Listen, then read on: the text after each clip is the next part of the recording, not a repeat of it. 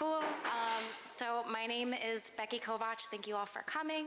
I am the Senior Executive Publicist of a company called Big Picture Media. We are a New York-based PR firm, and I'm here to talk to you today about American PR and some things to know when you're thinking about initiating a US press campaign.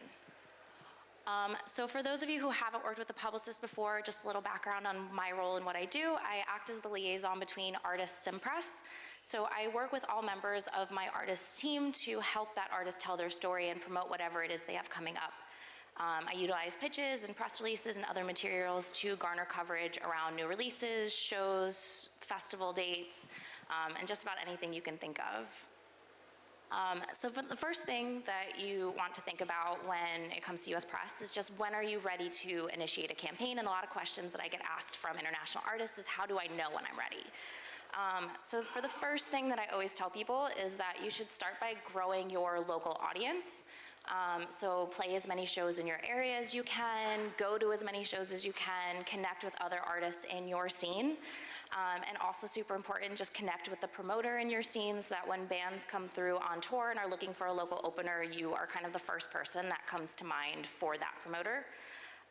And the way that we kind of look at artists and decide if they're ready for a press campaign or not is when we start to see that organic buzz start to grow. So writers or publications are reaching out to you saying that they want to cover your band, or there's more people posting online, more coverage coming in kind of organically and naturally.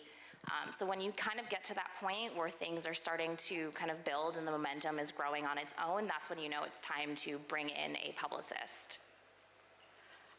So the next thing to think about or consider when it comes to US press is what are the benefits of a US press campaign. So when you're touring in the States or you're playing festivals in the States, you have to go through the application process for your visa. US press can be very, very beneficial for this because it shows buzz or demand in the States for you as an artist. It can also help you grow your professional network. There's a lot of industry-leading publications, and I don't think we talk about it enough, but sites like Polestar or Music Connection, Hits Magazine, they're all read not only by other artists, but also by managers, labels, agents, so it's a really great way just to get your name in front of those kinds of people. And then the other thing is just it raises your international profile, helps you build your audience on a global scale, which at the end of the day is everybody's goal, is just to grow your audience and find new listeners. The next step, once you have kind of thought about, okay, I want to start a US press campaign, is to find the right publicist for you as an artist. So this is very much dependent, like your success is dependent on your publicist and finding the right person for you. So I always recommend that artists do a lot of research and find a company that has worked with similar artists, not just genre-wise, but also have a proven track record of breaking international artists in the US space. And then at the end of the day, your publicist should be your biggest fan and somebody who genuinely loves what you are doing. So always make sure that you find somebody who is as passionate about your project as you are. So the next step is thinking about what your entryway or your hook is for a US press campaign, what it is that is going to make publications in the States care about you as an artist. So, having tour dates in the States or festival appearances is a really great way to kind of get the ball rolling. I know festivals like CMJ in the past, New Colossus Festival, South by, always have a really huge international draw, and it's a really great way to meet a lot of different writers and publications all in one space, and it's a really great way for them to get to discover new international acts. Upcoming releases are also great. We always love having new music to push. Being able to talk about new projects and what's coming next is super important when it comes to press. And just having a unique story, thinking about what makes you stand out from other artists is really great as well. I've worked with a lot of international artists in the past, and something that always comes up in interviews and the question that always gets asked is, what's your local scene like? How has it impacted you as an artist? And I think for American press, it's really interesting to learn more about local scenes in other countries because we don't necessarily have another way to discover those artists on our own. So being able to talk to artists from those countries is a really great way to learn more about other scenes. The next thing to think about is the type of campaign that you are looking to initiate with your publicist.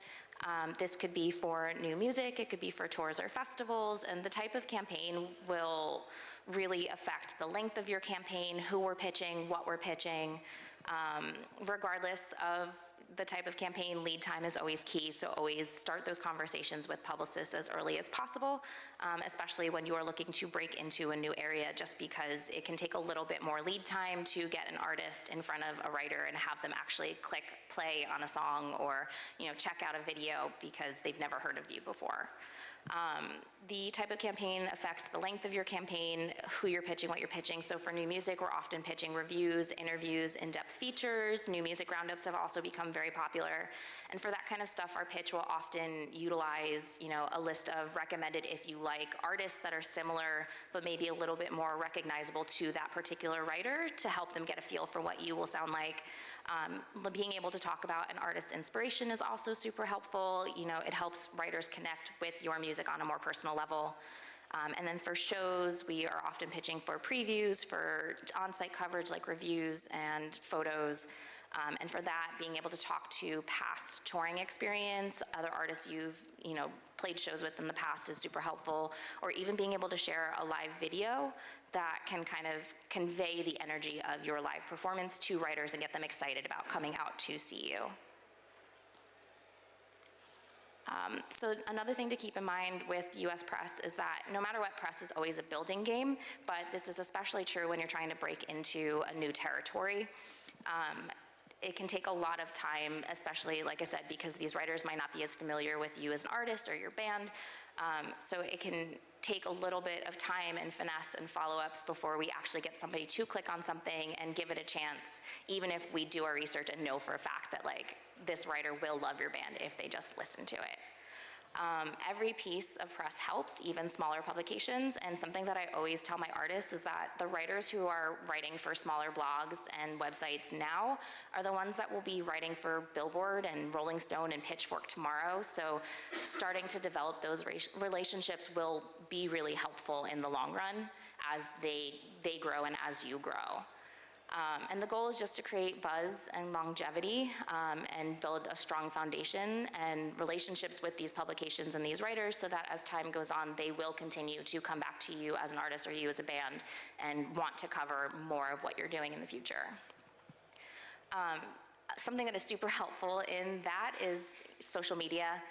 And it seems silly to say because obviously social media is such a huge part of everyone's lives these days. But it is especially important in your press campaign to remain active on socials. Every time there's a piece written about you as an artist or your band, make sure you're sharing it, make sure you're thanking those writers, thanking those publications for those pieces. Those people will remember that and will appreciate it, and it'll make them want to keep working with you. And it's really important to connect with writers in any way that you can, especially when you aren't necessarily able to connect with them in person because you are in different parts of the world.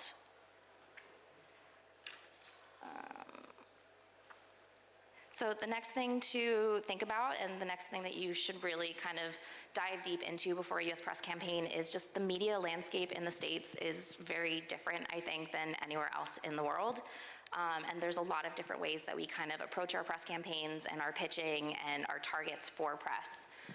So in the US, we have our bigger national publications, and these are often genre-based. So in the alternative rock world, we've got Alternative Press, or in pop, there's Pop Crush, Taste of Country for Country, Jazz Times, Revolver. These are all publications that cater to specific genres. So that's something that we often think about when we're figuring out where we want to pitch our clients to.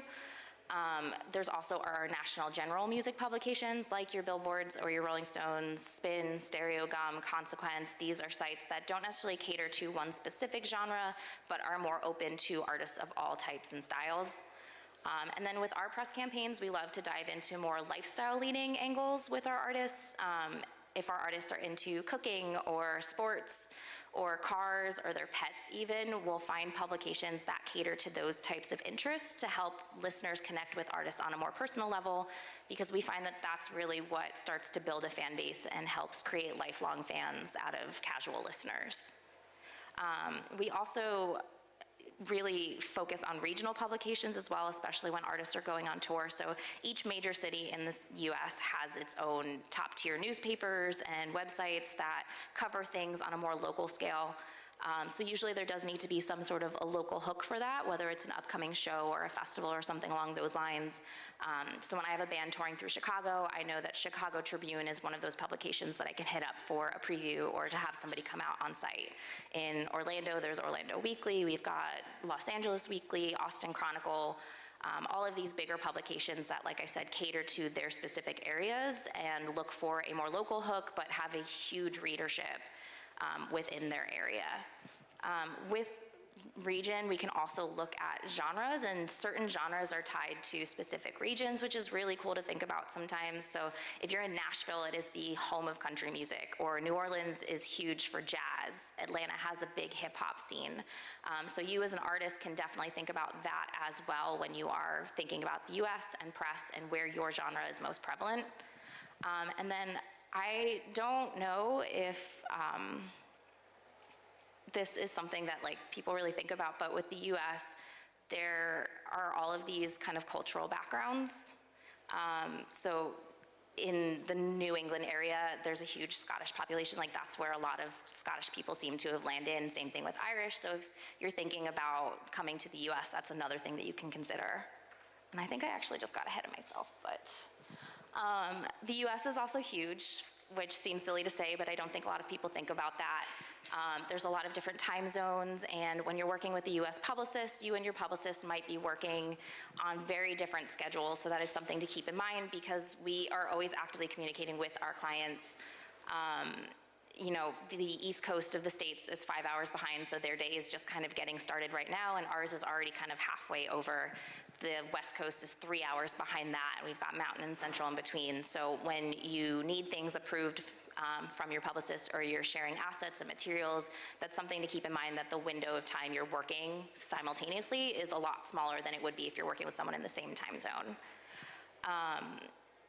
It also is something that we keep in mind for sending out pitches and press releases, and your publicist will definitely kind of talk you through best practices for that, but your publicist in the US might send your press release out at a different time than your publicist in the UK, because if you send it in the middle of the night, it'll get buried in people's inboxes and nobody will see it. The other thing with time zones to keep in mind is that you might have to be a little bit more flexible when scheduling phone or Zoom interviews, because writers in the US are all over the place and time zones might make it a little bit more difficult. So you just need to maybe be a little bit more flexible with your schedule when trying to accommodate an interview with a writer in the States.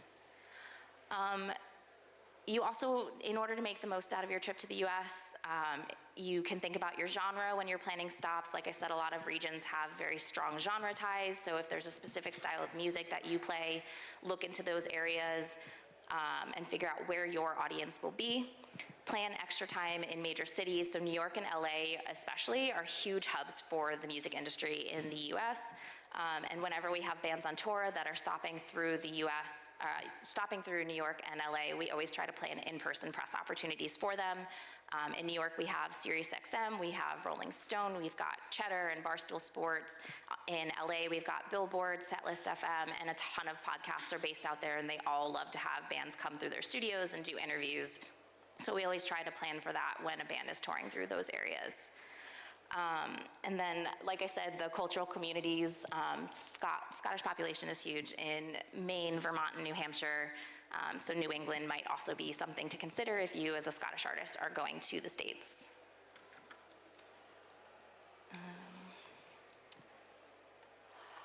And then the last thing to think about is just budgeting, which probably seems like common sense, but PR can cost a lot more than some people realize. You will normally be working with a publicist on a monthly retainer for the length of your campaign, and the budget can very much depend on what type of campaign you're running, how long it is, and you are paying for your publicist's time, for their connections, for their pitching efforts, and with PR you very much get out of it whatever you put into it. So, you know, it's important to think about that and make sure that you've set aside the appropriate amount for your press campaign to really get the most out of it. And I think that's the end of my slideshow. I don't know how much time we have left, but I will be hanging around if anybody has any questions. I've got a one-to-one session later, and I'll be at all the showcases this week, so if anybody wants to chat more, feel free to come find me.